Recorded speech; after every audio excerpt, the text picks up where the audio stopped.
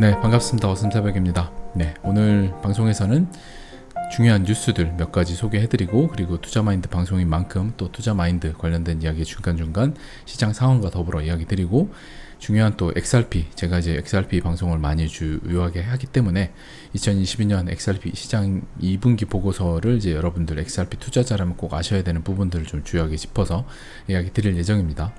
그리고 앞으로 좀 전체 방송 계획은 제가 이런 식으로 짧은 이제 뉴스들 소개와 시간 같은 경우는 좀 20분짜리 영상이 아니라 10분대 초반짜리 영상으로 짧게 끊어서 좀 주기적으로 자주 여러분들한테 인사를 드리려고 해요. 그래서 앞으로 계획은 이제 그렇다는 점. 그래서 이런 식으로 여러분들과 자주 그 방송 이제 뉴스들 위주로 해가지고 소개를 드리려고 합니다. 그래서 여러분들이 지금 시장 상황을 한번 이제 지금 보시면 이제 이동평균선을 이런 식으로 제가 올려놨는데, 이제 5가지 14일, 21, 35, 50, 100, 200 이런 식으로 6개죠. 6개를 올려놨는데, 보시면 이제 제가 이동평균선 이야기 드리는 이유는 뭐 딱 한 가지예요. 그냥 먼저 움직이는 이제 순환 펌핑에서 이렇게 먼저 이동평균선을 뚫고 올라온 경우들이 있다. 이더리움 클래식 같은 경우 대표적이죠. 그리고 이더리움 같은 경우도 지금 200일 100일선에 먼저 닿아서 이런 식으로 100일선 아래로 흘러내리고 있다. 그리고 우리의 XRP 같은 경우도 이런 식으로 흘러내리고 있다. 그리고 뭐 비트코인 같은 경우는 아직 100일선에 못 닿아 있다. 뭐 디센트럴랜드를 보면 역시 100일선에 이런 식으로 흘러내리고 있다. 뭐 이런 식으로 여러분들이 보시고, 이걸 보신 다음에 꼭 이더리움 클래식 이런 것들이 올라가는 걸 추격 매수 하시기보다는, 이렇게 뚫고 올라가는 걸 추격 매수 하시기보다는 아직 그거에 출발하기 전 코인들에 여러분들이 공부를 하신 다음에 확신을 갖고 그 코인이 괜찮다고 생각하시면 그런 코인에 들어가서 기다리시는 게 조금 더 안전한 투자를 할 수 있을 거다. 왜냐면 여러분들이 우리가 산을 오를 때, 우리가 대부분 산을 어떤 정상을 오르겠다 마음 먹으면 사실 중간에 쉬었다 가고 하면 대부분 올라갈 수 있잖아요. 근데 대부분 그 산의 정상에 못 오르는 이유는, 대부분 이 산을 오를까 하다가 저 산의 풍경이 더 아름다워 보이고 저쪽으로 가면 좀 더 쉬워 보이고 해갖고 자꾸 산 봉우리를 옮겨요. 그러다 보면 이도저도 아니게 돼서 산의 정상에 봉우리에 못 오르는 경우가 생기거든요. 이게 투자도 마찬가지로 우리가 어떤 이제 수익을 보겠다는 목적이고 어떤 코인을 특별히 공부를 많이 했다라고 하면, 뭐 자기가 공부한 코인이나 수익이 보고 싶은 코인에 들어가서 그 코인 괜찮다 하면 들어가서 기다리면, 이렇게 이평선 아래 모인 데 들어가 있다 보면 어느 차례가 오면 이런 식으로 분출을 할 거 아니에요. 그러면 되는데, 이미 분출한 게 막 움직이니까 보통 업비트 기준으로 상단의 거래량이 오는 코인들이 오잖아요. 플로우가 지금 최근에 이런 식으로 기사와 함께 지금 올라왔는데, 이렇게 뚫고 올라왔어요. 100일선을 뚫고 올라왔죠. 이렇게 되면 이제 또 이게 사고 싶은 거예요. 그럼 이게 또 흘러내려서 지지부진해지면 또 딴 코인이 사고 싶고, 그렇게 계속해서 산의 봉우리를 목표하는 산을 바꾸지 마시고 하나를 지정해서 하셔라. 그래서 제가 여러분들이 단타를 막 하는 투자는 암벽 등반을 하는 투자고, 올레길을 따라서 천천히 올라가는 투자는 이런 식으로 들어가서 기다리는 투자다라고 이야기 드린 것처럼, 여러분들이 굳이 암벽 등반 하지 마시고 기다리는 투자를 하시고, 그리고 또 순환 펌핑이면 그 중에 여러분들이 지금 아직 움직이지 않은 코인들, 그 코인에 들어가서 기다리고 계신 게 더 목표를 하나로 정해서 안정적인 투자가 될 거다라는 이야기 드리고 싶습니다. 자, 그리고 첫 번째 기사로 루미스 스태퍼 상원 의원이 모든 미국 암호화폐 거래소가 SEC에서 조사가 되고 있다고 말했다. 이게 이제 정말 나온 지 얼마 안 된 따끈따끈한 뉴스인 것 같은데, 이걸 보면 미국 증권거래위원회가 200억 달러 규모의 암호화폐 거래소 코인베이스를 조사하고 있다는 사실이 널리 알려졌다. 그래서 지금 뭐 바이낸스 뿐만 아니라 여러 가지 미국 내 모든 거래소가 다양한 조사 단계에 있다. 그래서 이게 또 어떤 태풍을 불러올지 모르겠지만, 여러분들이 이런 기사를 보실 때, 이게 다음에 뭔가 또 우리가 어느 정도 상승이 일어난 다음에 하락이 있을 때 이런 것들을 주요하게 또 쓸 수 있겠구나 라고 여러분들이 머릿속에 그냥 띄워두시면 되겠죠. 그 정도로 생각을 해두시면, 미리 이미지 트레이닝을 머릿속에 띄워놓으면 이런 일이 있을 수 있어, 그러면 이후에 투자할 때 조금 더 여러분들이 수월하시잖아요. 그렇게 생각을 하시면 좋을 것 같아요. 그리고 블랙락하고 이제 코인베이스가 기관 투자자 서비스, 이게 이제 엄청난 기사인데,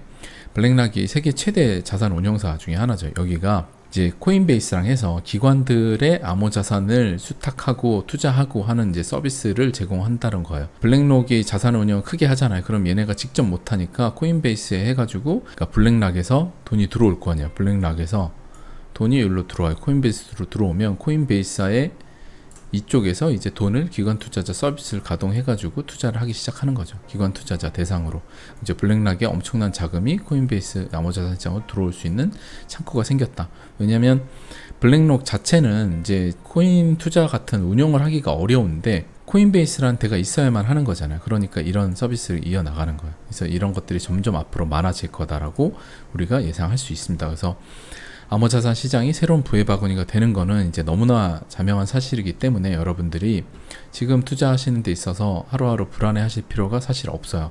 2, 3년에 하락이 올 거냐, 뭐 하락이 올 거냐 계속 생각하는데 이미 거의 모든 지표가 바닥을 한번 다졌기 때문에 여기서 한 번 더 빠진다고 해도 지난 바닥을 가는 거지, 여러분들이 좀 더 싸게 살려고 하는 거는 어떻게 보면 욕심이다. 그래서 결국에는 시간이 지나면 좋아질 거잖아요. 시간이 지나면 쭉 올라갈 거니까. 물론 이렇게 리니어하게 안 가고 이렇게 올라갔다가, 그죠? 이렇게 올라갔다가 내려갔다 올라갔다 내려갔다 이렇게 움직이겠죠.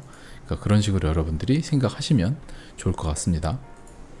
자, 그리고 다음 기사는 이제 이더리움의 더 머지가 9월 중하순에 이뤄질 거다. 그래서 비탈릭 부테린이 이야기를 했는데, 이더리움 더 머지 업그레이드가 예정대로 진행된다면 9월 중하순에 이루어질 것이라고 말했다. 그래서 9월 이 예정대로 이어진다라고 하면 아시아 이제 컨퍼런스 2022에서 이같이 말을 했는데, 이게 이대로 이루어진다라고 하면 사실상 8, 9월 이제 8월 달에 어느 정도 올라가고 9월 달에 상승이 좀 굉장히 드라이브가 세게 걸려서 나오고 10월 달에도 하고, 그래서 우리가 연말쯤에는 약간 하락이 있을 수 있는 뭐 이 정도를 대략 얘기해 볼 수 있겠죠. 그래서 이미 여러 지표들이 제가 한 6월 달쯤에 바닥을 많이 다졌다라고 이야기 드렸잖아요. 그래서 지금 이런 것들이 이더리움 빨 알트의 어느 정도 알트 불장이 이제 불장이 뭐 2021년 4월만큼까지 오냐 안 오냐는 사실 모르는 거지만 어느 정도 그래도 회복을 하는 장이 나올 수 있다라고 우리가 예상해 볼 수 있는 거죠.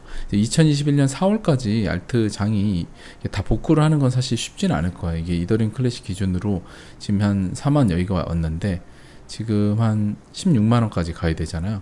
이걸 넘어가는 건 힘들겠지만 얼추 뭐 이 정도 이렇게 언저리에서 이 정도까지는 올 수도 있겠죠. 우리가 대략 어느 정도 알트 불장이 올 수 있겠구나. 그러니까 이더리움 기준이라고 하면 지금 200만 원이고 예전에 500만 원 넘었었잖아요. 그러면 대략 뭐 한 300에서 300만 원 좀 더 넘는 이 정도까지 올 수 있겠죠. 그러니까 그 정도로 예상을 해보고 또 조정이 있다가 그리고 이렇게 올라오다가 조정이 있다가 다시 또 하고 한 10월쯤 해가지고 조정하고 내년에 다시 또 이렇게 올라가는 이런 그림이 나올 수도 있겠죠.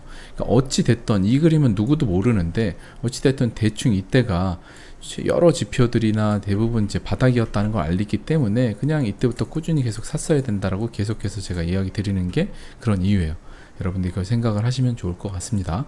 그리고 메타가 인스타그램을 가지고 있죠. NFT 대응을 100개국으로 확대했다. 그래서 제가 카톡 푸사나 이런데 뭐 페이스북 푸사 이런데 대부분 NFT를 자신이 자기의 이제 부의 어느 정도의 위치라든지 자기의 뭔가 소속감이라든지 이런 걸 NFT로 이제 올리는 세상이 될 거다라고 이야기 드렸고, 그런 것들이 이제 인스타그램에 NFT 대응해서 100개국으로 확대한다. 그래서 자기 인스타그램에 자기 푸사라든지 그 다음에 인스타그램에 게시하는 거에 NFT를 게시를 해요. 공유하면 그 NFT의 진본이 이 사람인 거를 인스타그램 타고 다 증명이 되겠죠. 그러면 타고 들어가면 이 사람이 NFT 이거 갖고 있네? 이게 되는 거예요.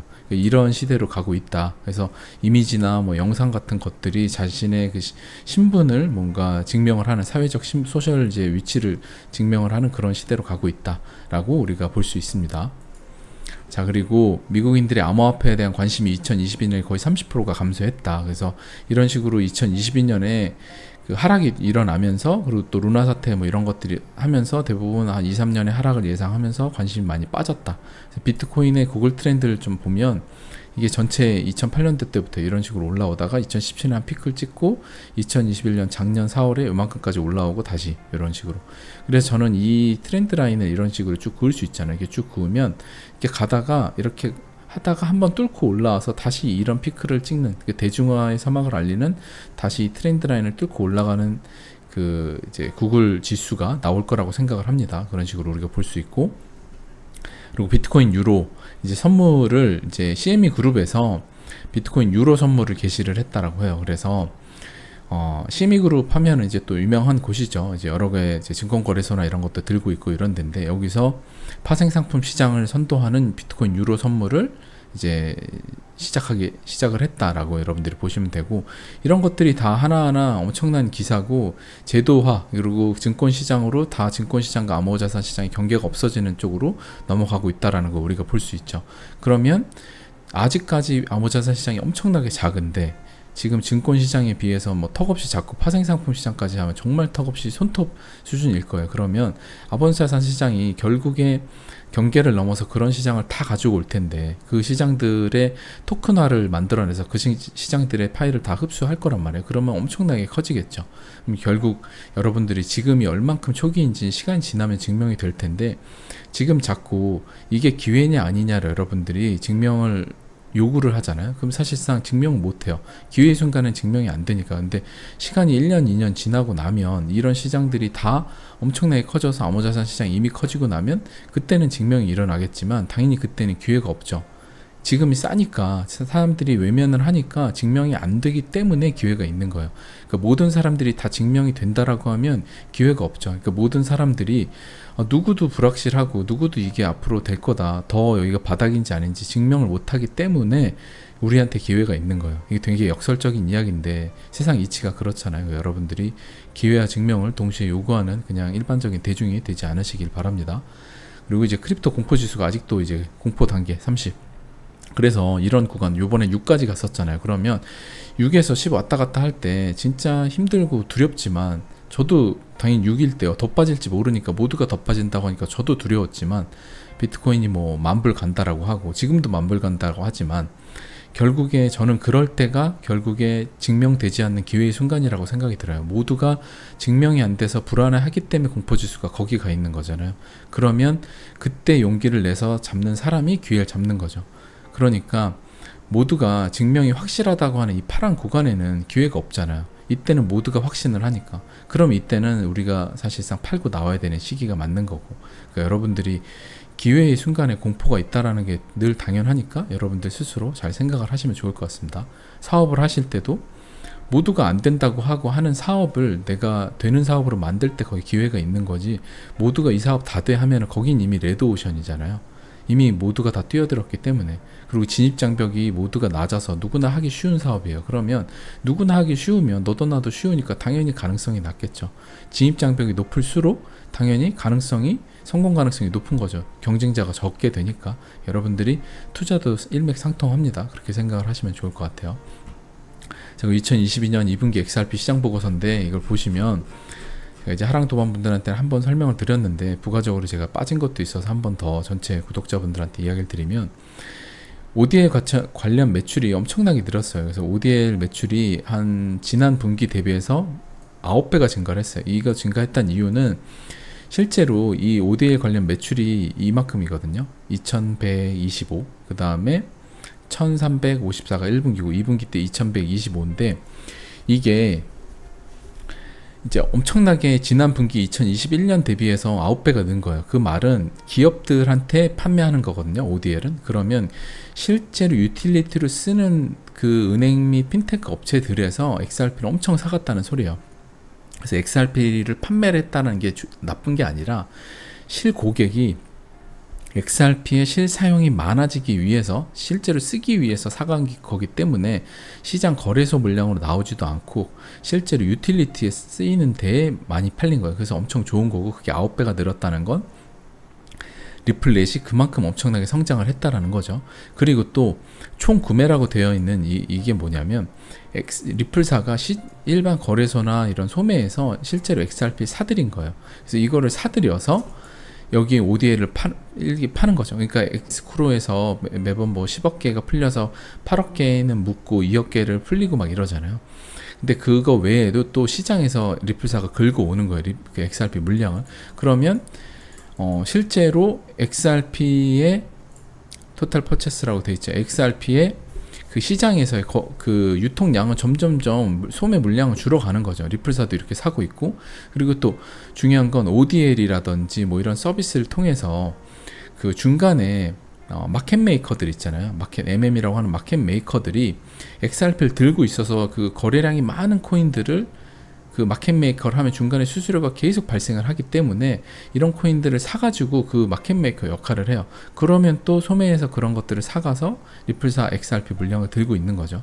그렇게 계속 일어나다 보면 결국에 수요와 공급 법칙에 의해서 공급이 당연히 시장 공급이 작아지고 소매에서 공급이 없어지고 하면 당연히 거래소에서 가격이 올라갈 거고 기관들 수요에서도 기관들이 많이 필요해요. 점점. 그럼 당연히 가격이 올라가겠죠. 그 구조예요. 그래서 지금 예전에 데이비 슈알츠도 말을 했지만 마켓 메이커들이 우리들이 거래량이 폭발을 하면 거래량이 많아지고 나면 결국 마켓 메이커가 많아질 거고 마켓 메이커는 결국 XRP 수요를 불러온다. 이런 이제 구조를 통해서 여러분들이 이런 이제 보고서를 통해서도 9배가 상승했잖아요. 그럼 ODA를 엄청 깔고 있다는 소리고 지금 2022년 말 2023년에는 더 엄청나게 더 큰 상승을 할 거라고 이야기를 했어요. 브래들린 갈링 하우스가. 네, 오늘 방송도 여기까지 하고 제가 또 조만간에 여러 좋은 기사들과 그리고 짧은 투자 마인드 관련된 내용으로 찾아뵙도록 하겠습니다. 감사합니다. 어슴새벽입니다. 어슴새벽이었습니다.